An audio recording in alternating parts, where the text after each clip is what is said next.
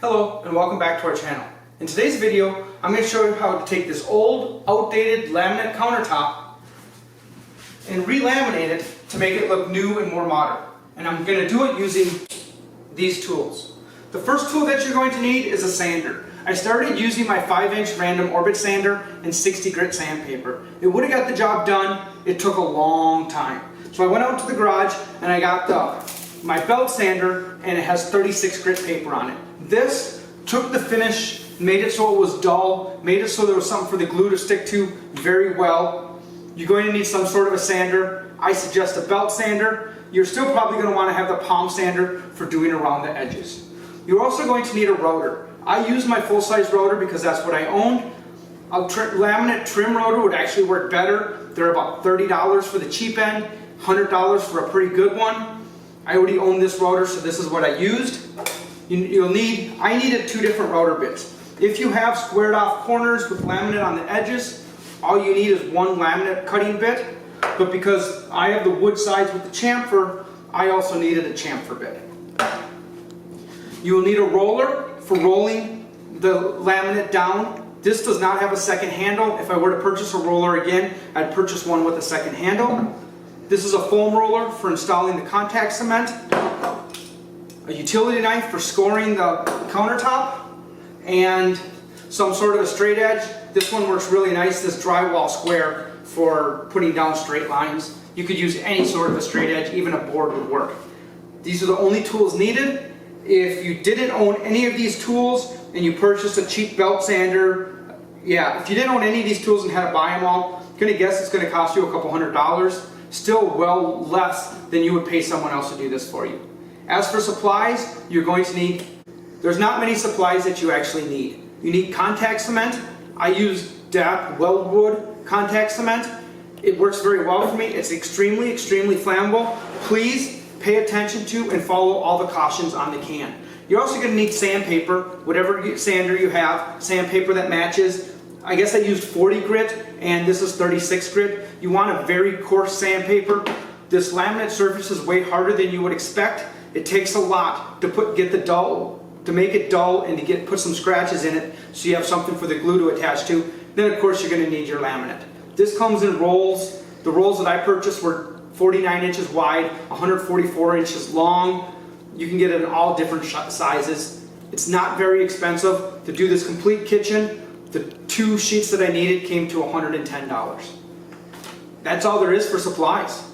Oh, and I almost forgot. If you want to see how many times I can drop the F-bomb in 5 seconds when I injure myself, stick around till the end. The first step was to remove the backsplashes. I am not going to be reinstalling the backsplashes because I am going to be putting tile up. But if I were to be reusing the backsplashes, you can see that it's an OSB type material and it's cut away at the bottom so that it sits up and water would not hit it and expand it, swell it up as much. I could either put a new veneer over the top of this, or most likely I would just make my own new backsplashes and glue directly onto the new backsplash. It wouldn't take much lumber, and I don't know, I think it'd be easier in the long run. But I am not going to be laminating the backsplashes. If you were laminating the backsplashes, it'd be the same as laminating the actual countertops. You would start with the sides and you would end with the flat face. That way all of the seams would be hidden around the backside. I'm bleeding. Okay. One precaution I'd like to say is this laminate can be very sharp on the edge. I just realized as I was recording this that I was bleeding on the piece. This is the second time I have cut myself using this laminate. They're kind of like a little bit worse than a paper cut. They kind of sting more the next day than the day that you do it, but do be careful around this. The edges can be sharp.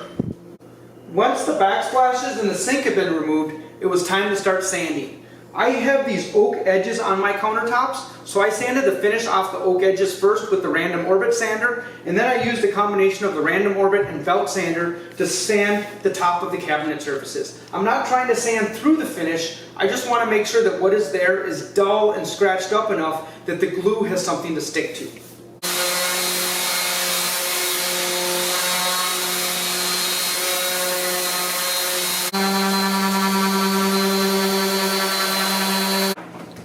I originally thought I was going to sand the countertops with this random orbit sander, but it looks like the big boy is going to have to come out. This countertop's way harder than I expected it to be. This, I think, is 32 grit sandpaper should do the trick.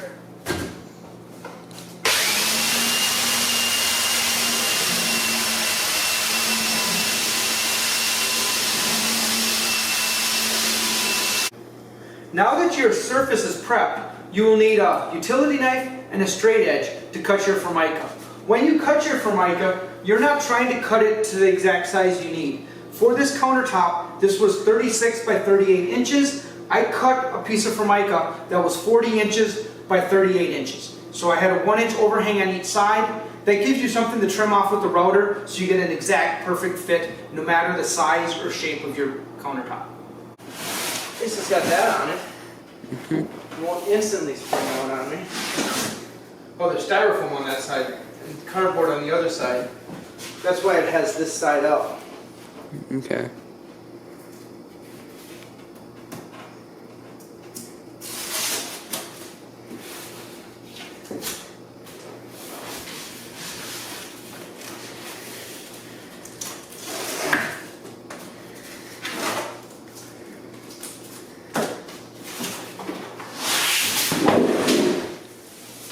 Not too bad.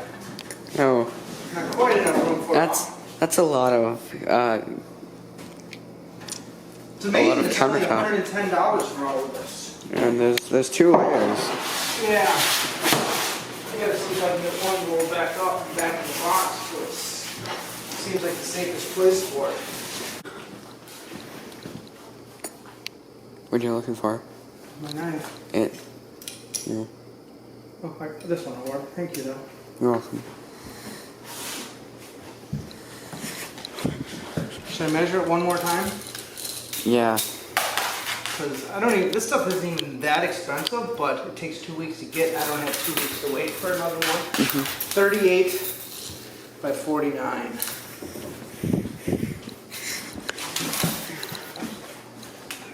So I need it 40 by 38, so I'm all right.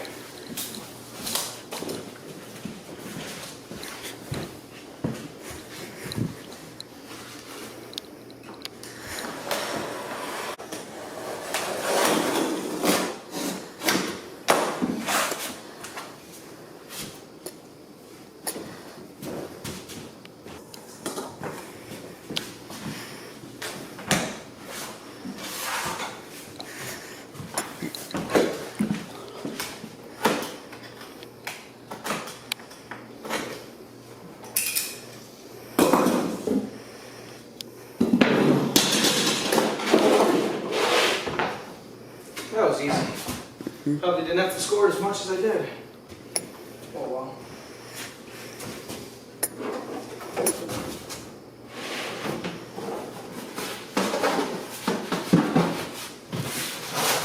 When I went over the supplies, I forgot to mention, you're going to want to wear a respirator while working with the contact cement. The stuff stinks extremely bad. And you're going to want some kind of gloves. If you get the glue on your skin, it takes a couple days to get back off. So respirator and gloves, also very much needed supplies. Before gluing the new Formica on top of the old Formica, you have to first wipe this down with mineral spirits to make sure there's nothing that would interfere with the glue.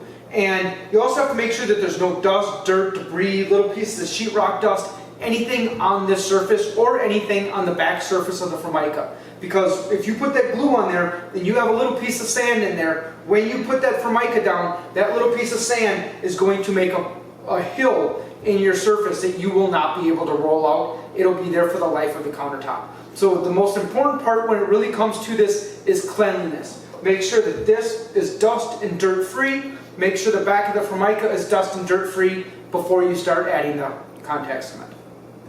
Now the next step is to put glue on both the countertop and the back side of this. You let the glue dry for like 15-20 minutes, then you stick them together. Once those two surfaces touch, there's no moving it, no repositioning it. It's there.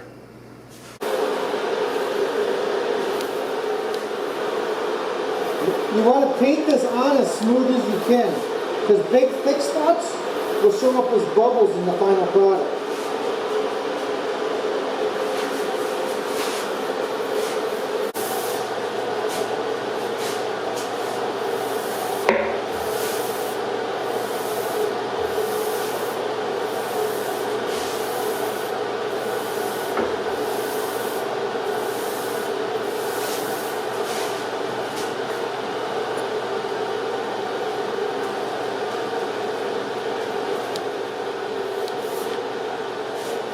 think that's it.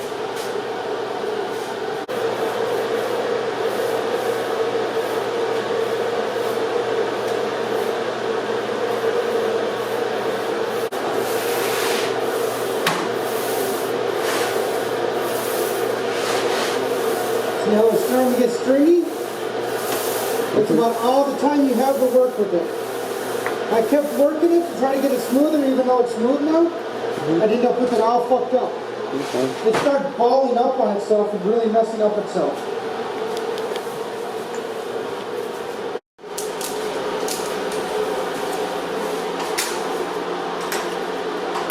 So why are you laying down wooden dowels? To keep them from touching each other. Okay. Until I get it where I want it, and then I'll remove the dowels.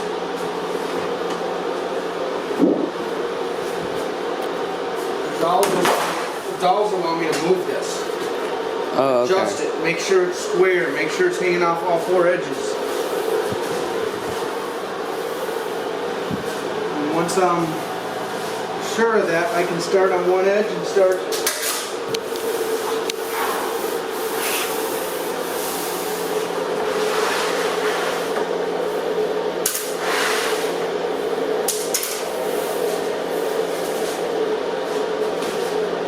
What you have to be careful of is not to roller off that edge now. Because Okay. I've broken veneer before doing that, and that makes you very crabby.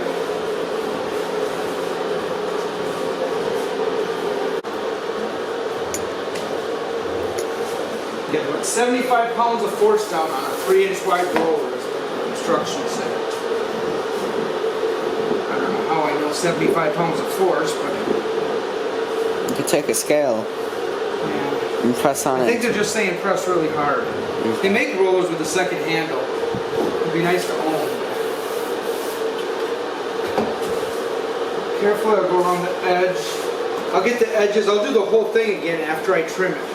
But see, I Okay. don't want to do what I just did there. Yep. Just go off the edge. Right. If I break it, then I go and break it so it breaks in, then I do very crabby.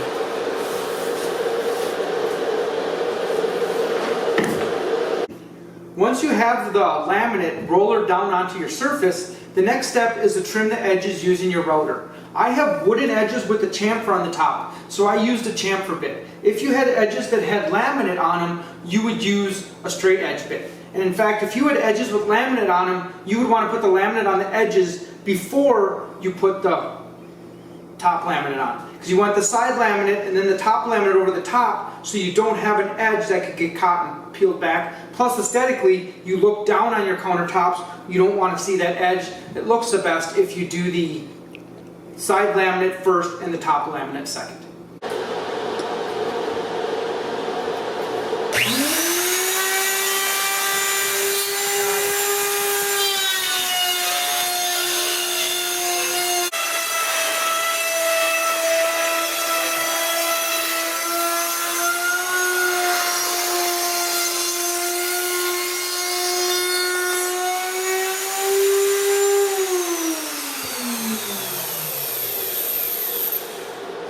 I have to set it just a little bit lower and go around again because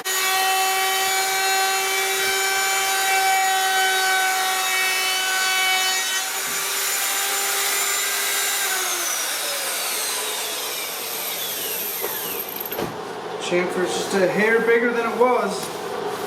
Not so much, you can still see the black dye, so I didn't get too deep into it. Now I'll take a little hand sander and just hit that very edge real nicely. And then I'll have to tape off the top and dye this whole side black again. Now I should roll that again. Now that I'm not worried about it, now I really want to get those edges hard.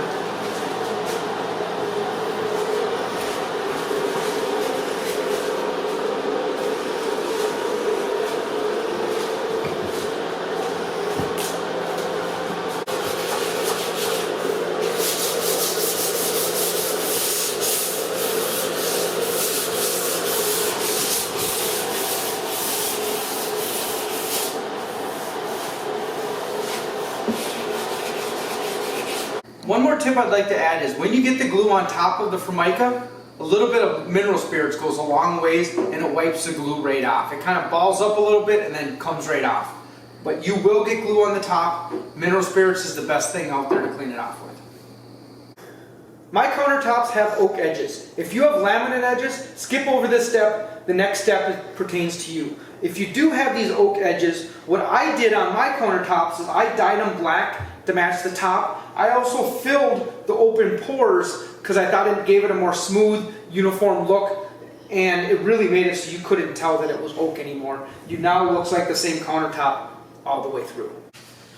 This Mountain Dew Code Red bottle has a mixture of black trans tint dye and denatured alcohol in it. This is what I'm using to dye the oak. I'm dyeing the oak instead of painting it because I want that deep into the oak, the color, so as corners and edges wear, the color doesn't disappear, or at least not for 15 or 20 years. It takes very little of this to dye this oak, but it does take a couple times going around.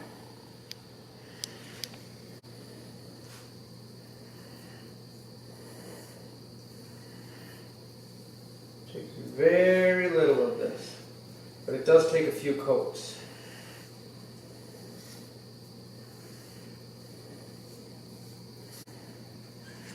Through experimenting, I found that putting one coat of dye on, then filling the grain, and then putting 3 or 4 coats of dye on after that seems to work the best.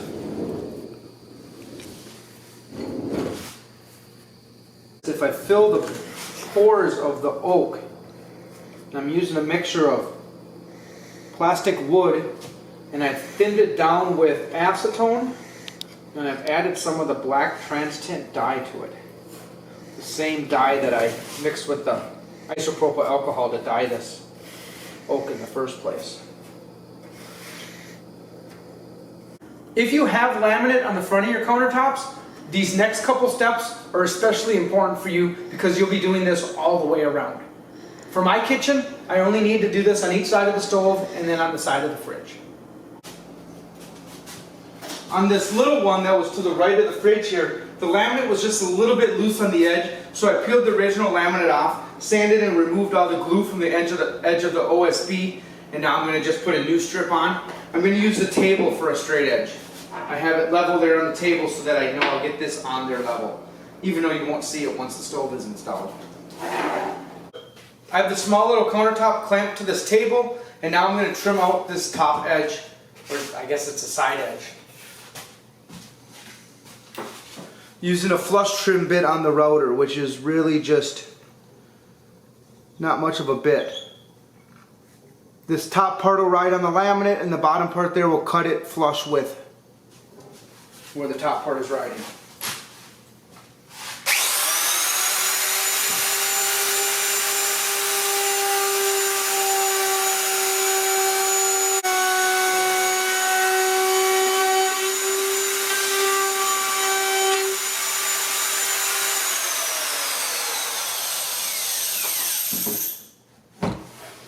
Of all the tools in the world that I never used as a youth but got to use as an adult, the router is by far the coolest. Things like flush cutting stuff, make it oversized, then using a bit to make it exact. You can't do better than that, and it is easy. It is just too easy. I used to think that people were all there, how do they cut those perfect lines? And you don't have to cut a perfect line. You just got to have the tool to trim it perfect afterwards.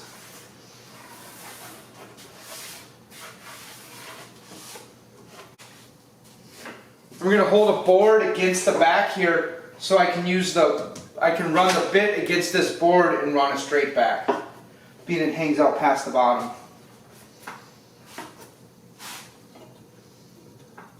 I'm going to use one of my clamps to hold it there.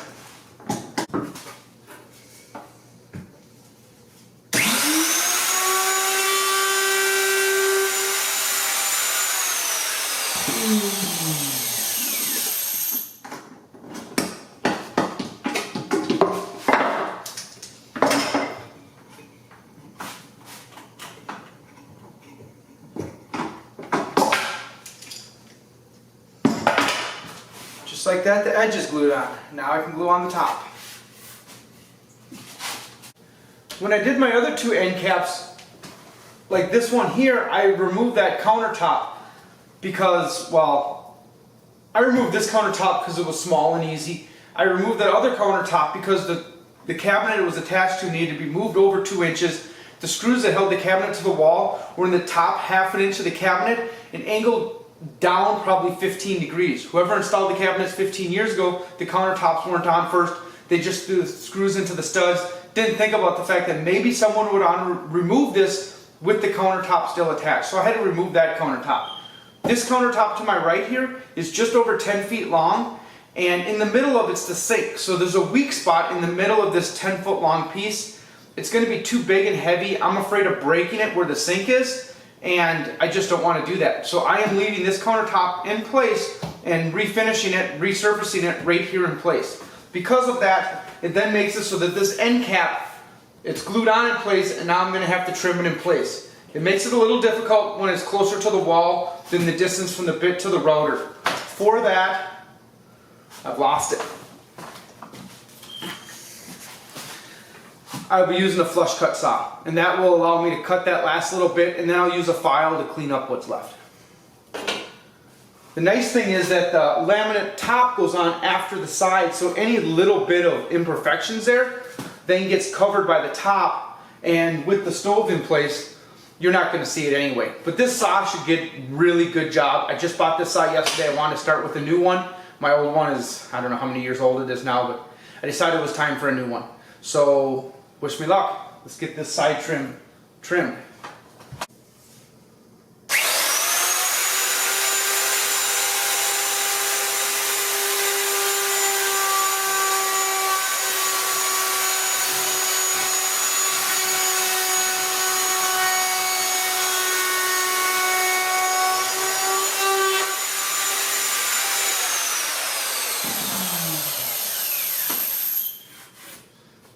And that part was easy peasy. Just this last little bit I get to deal with now.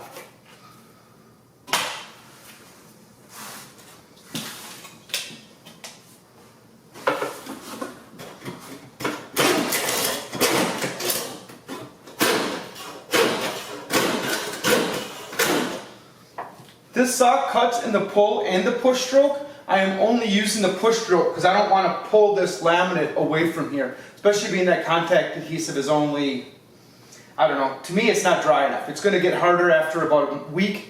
It's only been on for about 15 minutes at this point, and you can only get the roller to within half the diameter of the roller to the edge anyway. So if any place is weak, this is the place.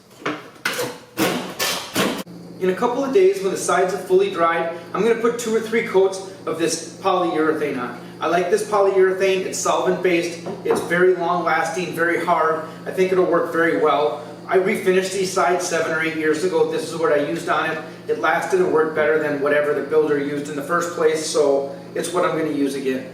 But I'm a couple days away from using this. I'm a little bit impatient. I want to put the video out now, so you're just going to have to take my word on it. 2-3 days from now, I'm going to put 2 or 3 coats of polyurethane on the sides of these cabinets, or on the sides of these countertops. And that's all the steps needed to replace the Formica laminate on top of your countertops. Your countertops must be sound in order to do this. If the countertops would have been peeling, cracked, warped, in bad shape, you wouldn't be able to glue a new layer of Formica over the top of the old. I don't know how many layers you can put on top of each other, but I do know people that have gone up to 3 layers thick without any kind of an issue. As long as all those layers are adhered and bonded properly, it really shouldn't matter. I don't know if I'd go over 3 layers thick, but 2 layers thick, probably a more solid surface than even just 1 layer, as long as that first layer is sound and secure.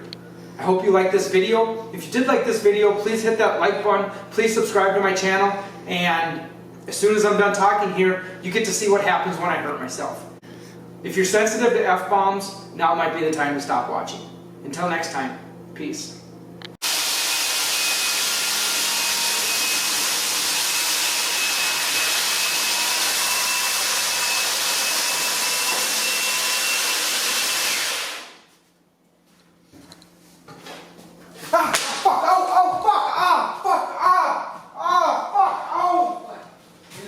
Oh no! Why'd you myself, oh, that came flying out of the sander. Oh. I didn't know what it was, so I picked it up. It was hot as hell. Oh, wait, it's the light brown? This piece of metal. Oh. 3 fingers and a thumb. Fuck, does that hurt? And then I ran into a bathroom that doesn't even have a sink in it. Oh. I don't know what it is, but it came out of the sander. I'm like, what is that? Alright, well, I need to watch it from the I didn't think of it being 200 degrees. Yeah, neither would I. Oh, that hurts so bad. That's all I need. At least it's my left hand. Oh. If I got the camera on, I might have even kind of caught that. Maybe. What was that? Good question. I wonder how hot it is now. I don't know, but this is a tracking school again. Oh.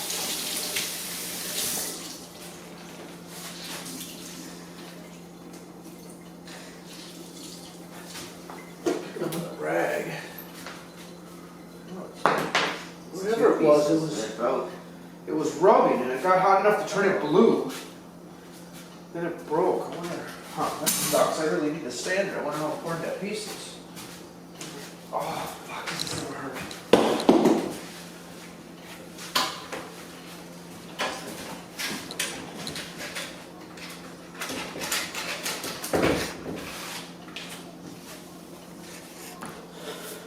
I see. That was my fault. I didn't have it tracking right, and it's a piece on the inside to protect it. If the tracking is off, to protect the aluminum.